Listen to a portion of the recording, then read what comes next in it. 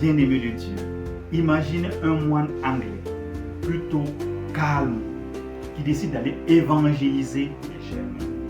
Des gars qui adorent encore les dieux vikings et taper sur les bois en criant. Bienvenue sur la chaîne Chrétien Landa.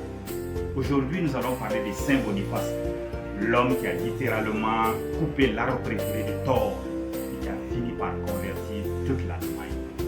Un Anglais têtu, courageux et un peu provocateur. Accrochez-vous, ça va être bon. Saint Boniface, c'est de lui qu'il s'agit. Il s'appelait auparavant Winfrid et est né en 675 en Angleterre. Il était intelligent, studieux. Il aurait pu rester tranquillement dans son monastère à lire des livres toute la journée. Mais non, à 40 ans, il se dit, et si j'allais embêter un peu les païens? Il part en mission et prend un gros échec en Frise. La plupart des gens seraient rentrés chez eux. Pas Boniface. Il échoue pourquoi? Parce que 1. On ne va pas en mission par soi-même. On reçoit une mission. Parce que 2. Il y avait une période d'urgence. Et sans se décourager, Boniface va à Rome. Il s'est fait renommer justement Boniface par le pape et le pape. Il sent déjà qu'il est un peu têtu. Il arrive en Germanie et commence à prêcher. Mais il remarque que les gens sont encore attachés à leur Dieu. Alors Boniface a une idée un peu radicale. En 723, devant une foule immense, il s'attaque aux chaînes sacrées de Donar, l'arbre préféré de Dieu Thor. Il lève la hache et boum, l'arbre tombe.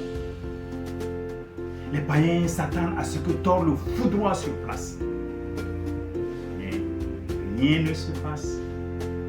Ce jour-là, des milliers de personnes se sont converties. Nous pouvons retenir qu'il faut savoir couper les mauvaises herbes à la racine. Boniface organise alors l'église en Allemagne, fonde des monastères, dont Fulda, qui existait déjà, et forme des prêtres locaux.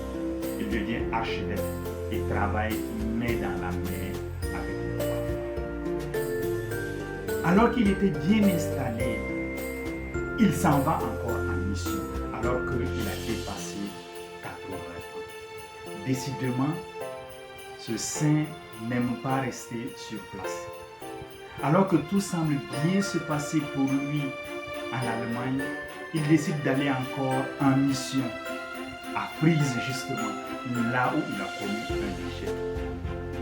Il était assez âgé, et c'est là malheureusement que le 5 juin 154, il est assassiné avec 52 compagnons. On raconte d'ailleurs que c'est en protégeant l'évangéliaire avec sa tête qu'il a été tué. Un vrai dur à cuire qui montre que même à plus de 40 ans, on peut tout changer et qu'il faut avoir beaucoup de courage et de courage. Adressons-nous à Dieu en comptant sur la protection de Saint Boniface. Seigneur Jésus, par l'intercession de Saint Boniface, donne-nous ton courage missionnaire et ta persévérance. Aide-nous à abattre les idoles de notre temps et à annoncer l'évangile avec audace. Pour notre salut et pour ta plus grande gloire. Amen. Mon frère, ma soeur, si cette vidéo vous a plu, likez, commentez et dites-nous de quel saint vous voulez qu'on